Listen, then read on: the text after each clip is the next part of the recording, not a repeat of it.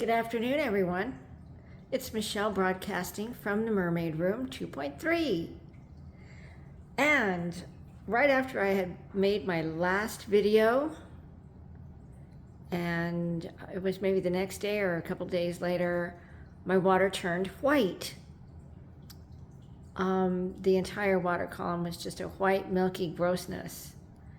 And so I immediately hit the internet, start reading what it could be. I have never had that happen. So it said, don't do anything. But the next thing the very next day, everything turned green. So I went from white to green. So obviously I was having issues. I was testing the water. The actual water itself didn't show anything. I didn't have nitrates, nitrites, phosphates, ammonia. I didn't have anything, and nothing had changed. So it just, was going through its cycles. And everything that I read said, you don't need to do anything. It'll do its thing, straighten itself out, which I should have done. Just mellowed out, and I let it go for actually several days before I decided. A friend came to visit, and we took a trip to the closest town that has a place where I could make a purchase, because I had read that this is something that you could use, API algae fix. So if you do decide to use a chemical to fix something in your aquarium, read those instructions closely and be sure for a fact that you're willing to take a chance on, adding a chemical that could harm something, anything at all. And it does say right on the packaging, crustaceans. Actually, all my shrimp did fine, but I did lose 2 guppies. My 2 oldest guppies that I moved from my last paludarium setup to this aquarium. I've had them now for a year and a half or so. Those 2 guppies succumb to the chemical, I'm certain. So of course I immediately start doing water changes to get the chemical out. I added a hang on the back filtration system so that I can monitor the carbon, because I was adding, carbon. I have carbon down in the Awazi, but I just was like, that's not enough. Obviously, it's just not enough. So I added more carbon and a polishing filter in here so it would clean up the water, which is probably all I should have done to begin with, was just go ahead and order a filter pad that is more much thicker than what I'd been using. So now I have this additional filter hanging temporarily, polishing the water. And you might notice that I am growing plants. The plants are doing really good. So, after all of the weird little pit stop jump that I try to do a wheelie over and boom, banged my face into, a problem. I made a problem worse, maybe. So I've done all the water changes, filtering the water, double filtering the water. But I just want to let people know that I like the Awazi canister filter. I like the whole idea of a canister filter.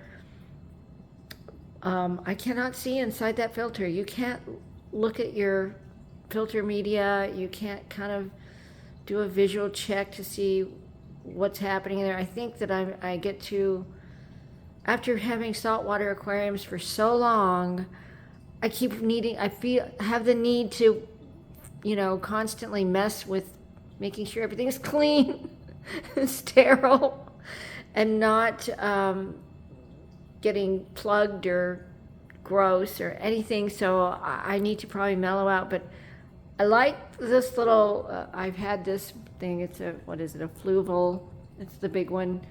It would probably be fine just by itself running this tank, but I don't want to have that kind of an eyesore. Well, it wouldn't go on the front, belongs on the back, but for now it's a temporary sort of extra water polishing system that I'm using so I can get a better visual of what I'm taking out of the water. And I'm using the carbon in there, an additional bag of carbon. So I don't know, we'll see how time goes if I go ahead and use this in addition to the canister filter. But you will definitely notice all of the plant growth. I'm pretty sure this area, especially over here, has really kind of bloomed out since we had our last video chat. And I just wanted to show you kind of the things that are happening now. I've got snails that are apparently they're leaving their little are they eggs? You'll see little white trails like that. And I have them everywhere. They'll be on stems of plants. I hope that they go ahead and pop out some snails if that's what those are going to be, because these trails are everywhere. Look at that.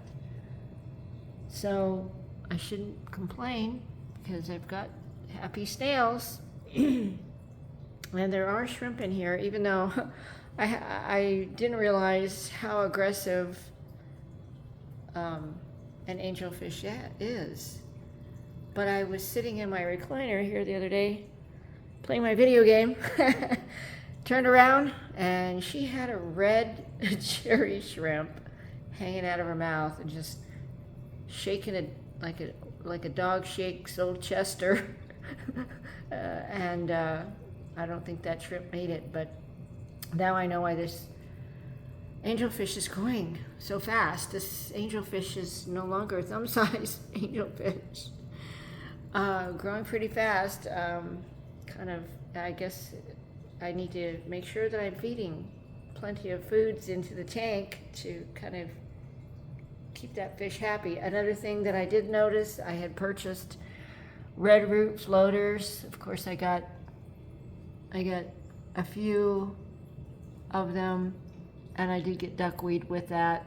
It's not a big deal, but you'll see there's no roots, and that's another thing that my angelfish is doing, is constantly sitting up underneath any of my floating plants and chowing on roots.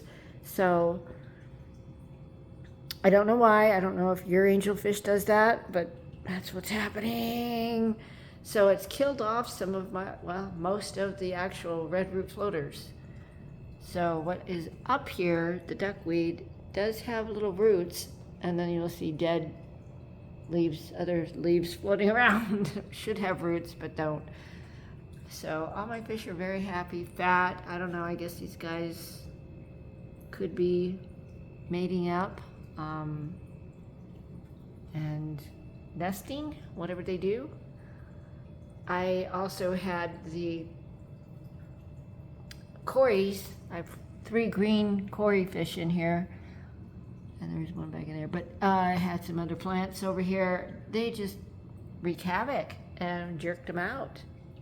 So I spent some time this morning netting plant parts and moving what I could salvage into the 10-gallon tank that's over under a window, because I have just regular house plants growing out of that 10-gallon, and a lot of shrimp over there. Oh my goodness, you can see the shrimp from all the way across the room swimming around over there. You'll see some of the plants that I moved from here to over there because I just constantly had to pull them off the surface and plant them over there, just to keep them till they, are happy. We'll see. I may just let them stay over there. But there are tons of shrimp over there, tons of shrimp. So don't worry. I'm not planning on feeding shrimp to my angelfish. That's not the plan, but it has happened. The leaves of this, I had 3 end up floating. I just cut them off this morning.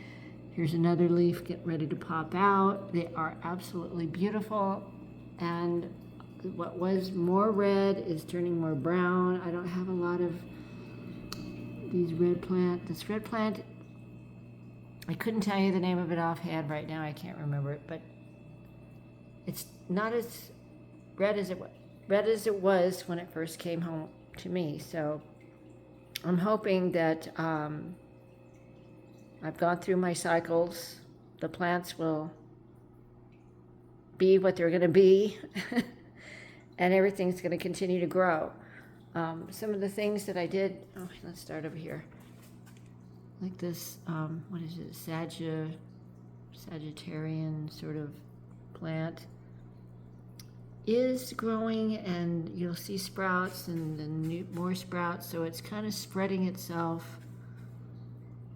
Oh, just like this one, little sprouts are coming out, so there's roots, there's a root system under there. Valens something Sagittaria, I don't know, that's something like that.